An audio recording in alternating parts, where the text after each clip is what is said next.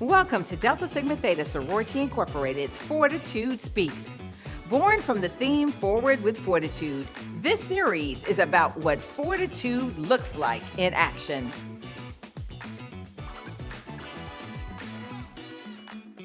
Fortitude Speaks. You know, I'm really delighted to be here today with you two Sorors, co-chairs of our National Leadership Academy, Yes. Juanita Massenburg and Michele Davis. Thank you so much for joining us. It's great to be Thank here with you as you. well. This is wonderful. It's a pleasure to join you in this conversation today. So, of course, the topic is indeed leadership. Of course.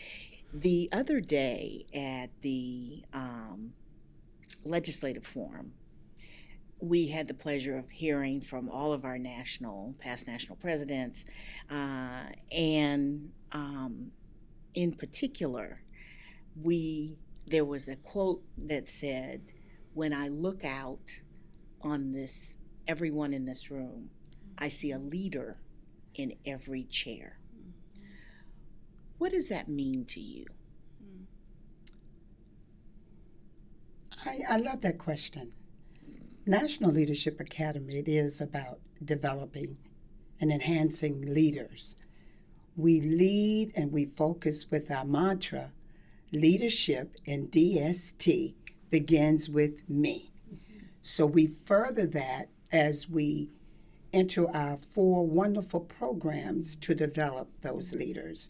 We start with the Leadership Delta program, focusing on those amazing collegiates to help them to grow and develop in their own space, while they're on campus, and we're preparing them to step out into the real world with jobs and other opportunities. Our second program is Delta Fellows, where we are concentrating on our alumni sorors. And of course, we're doing the same things. These are business women already. So we are further enhancing those organizational skills, their professional skills. But in addition to that, we help them to understand and grow in Delta. So we can help them to sustain our organization. We want them to raise their hand when that time comes for them to lead, step into those higher leadership positions. We also, on a regional level, have the Pearl program. The Pearl program is designed to cultivate and enhance those on a regional level so they eventually will step up to the plate to say, I'm ready to lead on a regional level.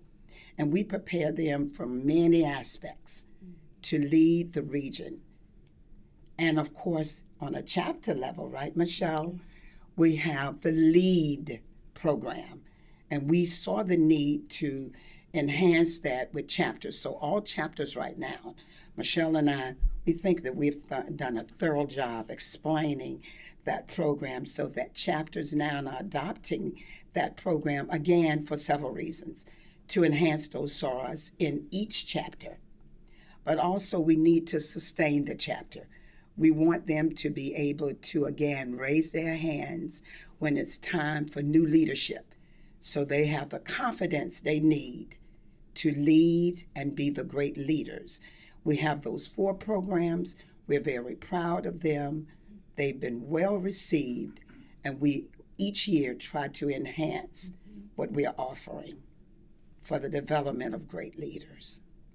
So it really sounds like throughout your life cycle and your journey as a Delta, there are many opportunities to develop your skills. Why is it so important that we have opportunities for Deltas at all stages to learn and grow? I'd like to take this. Yes. Have you looked around lately to see just in the world those who are members of Delta Sigma Theta Sorority Incorporated? And the fact that because we are so focused on doing right by people in our communities, it is important that we continue to invest in members to ensure that they have exactly what they need to continue to be successful. Absolutely. And while we all have to go through the membership intake process to become a member of Delta Sigma Theta, we were leaders before we joined Delta Sigma Theta. So the commitment to continue to ensure that anyone who wants to be anything that they desire in the organization is why we do what we do. That quote was correct. Every single person in the seat is a leader. And our jobs are to continue to ensure that you are inspired to be your best self as a member of the organization. And that does happen with investment at every level. In addition to that, that's a perfect answer. I would say what Leadership Academy does, we just really bring out those nuggets. They are already a leaders, so we are just trying to remind them that they are. Some may not know that they are in the position and the capacity that they are working, whether it's in Delta or on their professional job. So Michele and I, we try to push, remind, enhance, and keep that inspiration going to go from here to here in terms of what they do. You know, it's so exciting to hear about all of these opportunities to develop leadership, but we hear a lot too about Black women and our leadership being under attack. Mm-hmm. So I know that you have different programs and different people going through at the same time. How is it that having a community of those who are leading and learning together, how does that support Black women's leadership? That's a great question. You want me to take this one, Michele? You can take it. Let me have take it. as I know well. you're going to add to it. It is critically important that we use this format and this forum so that Black women bring, and women period, not just Black, women period, we bring that energy of cultural experience. So we could speak from many genres. Does that make sense?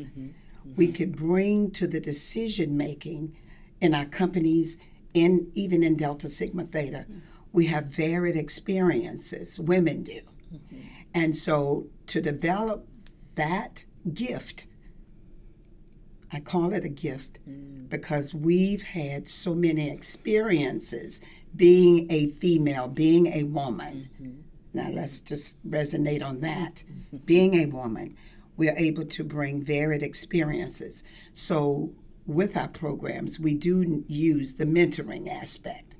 Let's bring those who have already journeyed on that path and help them to realize some of the opportunities, some of the pitfalls, but some of the glory, and all the glory they're going to achieve at the end. We do skill building. It's so many aspects of all the programs that we leave with them. And I'm going to allow you to finish that question. I appreciate that. I appreciate that. It's so true. One of the things that I just think is so exciting, and it's anytime you can bring any group of people together as a cohort, it creates a network. And so even most recently, and really at any of our conferences or conventions, you'll often see those who have graduated or moved on from a particular cohort in a year getting together, having discussions. They have social media accounts where they stay in touch with each other. They're able to share and talk about what's on their mind, what's happening in their world or the community or their jobs or just in their soul, depending on what's happening. And so the ability to identify talent, because in most instances, the programs that we talked about, these sorors are selected. And so to identify talent and to say to them, you have now the grand opportunity to not only come together and think together to ensure that you are problem solving and looking into the future to determine what's most important for us and for people to do. you can't just drop that once it's over, right? You stay connected. And that's the beauty of these programs. One, because these happen to be members of the same sorority or group. But two, they create lifetime commitments to each other because of the experiences that they had. We can't, that's invaluable. And so we can't take that away from them. And my hope is that that continues to help them to stay grounded in who they are as women. Thank you, as women, but also to influence others as a result of that, those relationships and connections. Wow, that's pretty awesome. And in addition to that, thank you, Michele, well said. They leave with confidence. We are building confidence. All of us, male, female, it doesn't matter. Until we know better, we do better, do we not? Yes, we do. So That's we are what building, my mom said anyway. Yes, and we are building that. The teaching, what we are leaving with them is on both sides. Professionalism, and of course, knowing about the roots and the history of Delta Sigma Theta. So we give both. We feed into both aspects of that so they could walk away with, I'm ready. I could do this. This journey was very valuable. And this is what we smile at the end of their journey. We're smiling like we are smiling now. Because these questions are so wonderful and so valuable. We never get an opportunity too often to talk about it. So thank you for the opportunity. Oh, thank you for the work you're doing. So what's coming up next? Oh, can I take this one? Please do. So one of the things that would not be a surprise to you, and certainly to those who are watching, is as the world continues, so does technology. And we are very proud and honored that the international president tapped us and said, help me to figure out how we can move forward. And truly, it almost goes back to the first question that you asked, connect every single member in a way that inspires their learning. Learning and development at your fingertips. And so what's coming is a brand new learning management system. Oh, wow. We are so excited. We have partnered with national headquarters, certainly other members of the board of directors. Again, with the support of the international president, we've gone through an RFP process. We got it down to 2, and then now we are making that final decision. And we are very pleased that with either direction that we decide, that we will have a wonderful system that will connect us globally. So imagine this. You're not a member, but you need to find out information or perhaps go through a process to really assess whether you're ready. The system would have that. Imagine this. You're now a member, and you're ready to, as you said, move throughout the organization. All of the programs that were mentioned, and there were many that we did not. Our DPLD group really does a fantastic job of making sure that we are helping members or sorors to be able to teach and deliver content, but also for sorors to receive great development content through workshops. Imagine going into the system and having it all there for you live. And then record, right? The record keeping, which is so important to say. Not only did I do that, but through a talent marketplace to be able to identify the skills and the competencies that were required to complete that coursework, which then helps you to continue to grow throughout the organization. Those tracks that you either knew that you would or should be on versus the track that perhaps you said, this is something that I really want to do. I want to become the international president. How do I do that? You would have a process of pathing through this system. So one-stop shop, a one-stop shop for this global international organization with learning and development at your fingertips for every soror is coming. And we are just so proud and excited at the possibilities and where it will take us. Speaking of our international president, just wanted to say that she's been the best leader ever. You know why? she chaired the National Leadership Academy Committee for 9 years. So she's very familiar, very supportive of all endeavors in Delta, of course. But Leadership Academy, Michele and I like to think we have a thumbs up with her because she's very, very knowledgeable of what we do, what our intents are, and she is supporting Michele and I, not staying at status quo at no time. We are continuing to build the successes of these ladies, these sorors. So you're using technology to connect us into communities, and you're using events like the summit to connect us face to face into communities. So we have high tech and high touch. I'll I'll call that DST GPT. Oh, Yes, I agree with that. I think I you're onto agree with something. that. Wonderfully said. You know, in times like these, we hear a lot about what people are going through and the need for good leadership. Why do we need good leadership in times like these? I would say now more than ever, we need good decision makers at the table. We need to bring about change. And in order to do that, we're building those leaders so we could not just focus on one race or gender.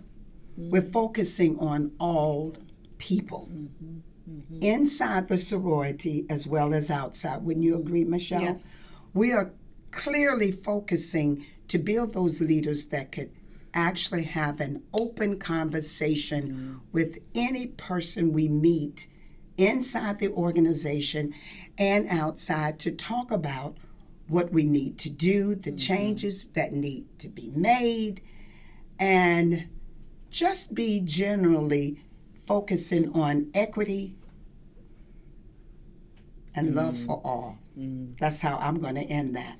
That's what we're doing to build good leaders and great leaders. Nice. Yeah, I would add, very well said. Leadership is so important. Again, it goes back to that first great question. You asked great questions about, every chair has a leader. We need to ensure that members can stand on their own. And by doing exactly what you just said, our hope is that there is that high degree of confidence. Yes. Because the world is ever changing. Ever changing. Because our sorority is changing as well. The ability to be adaptable and nimble and flexible, to pivot, to be strategic in thought, and to lead others is so important, and not just at one particular time, but any given time. It reminds me of fortitude. And, hopefully most have had an opportunity to see the statue on the campus of Howard University. We thank our 16th national president, Dr. Thelma Thomas Daly, who made that vision come to life during her presidency. But the stance of, with one arm reaching out and one reaching back, so one is reaching out saying, I am here to provide leadership and to guide you, but I'm also here to pull you forward as well. With her, I think it even says with her thighs grounded in such that, she's immovable, or that fortitude is immovable. And so the more we can establish the spirit of fortitude as members, the better we will be able to ensure that no matter what's happening in the world, what's happening within the sorority, that we are grounded, we're focused, we're leading, and we are bringing those who are within our midst with us. So well said. You actually bringing the conversation full circle, because it was indeed Sarah Daly who I quoted in the beginning saying, I see a leader in every seat. And so clearly that's been a consistent thought with her. And the word fortitude really calls us all, I think, in these times, because it's all about persevering, staying the course, being strong, irrespective of adversity or complexity or challenge. We talked a lot in this, we're here at DDNC, and we talked a lot about the 92%, those who showed up in 2024. And that was hard work. These leaders that we're talking about work very hard. Why do you think they should keep going? Why shouldn't they? I mean, we were founded in 1913. I think it was also shared yesterday by the Honorable Marcia Fudge. Yes. If I hope I have this correct, but And I will it's a help you with that. 1912 moment, right? Oh, yeah.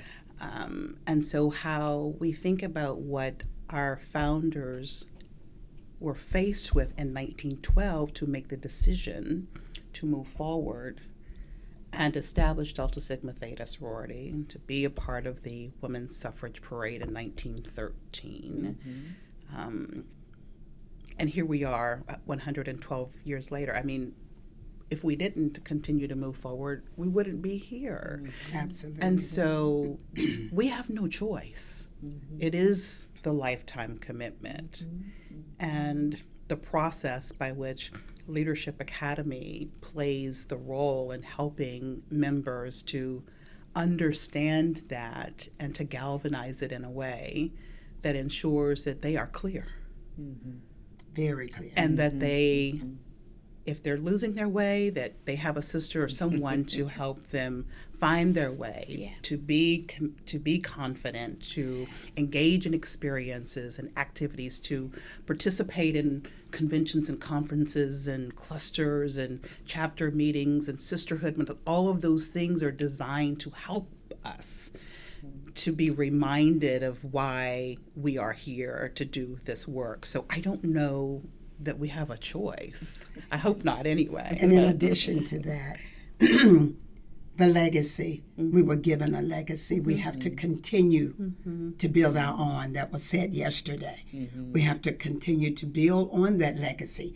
We need to do new initiatives. We have to keep adding to the legacy. Innovative initiatives. Yes, we have to add to the legacy. So why wouldn't we continue?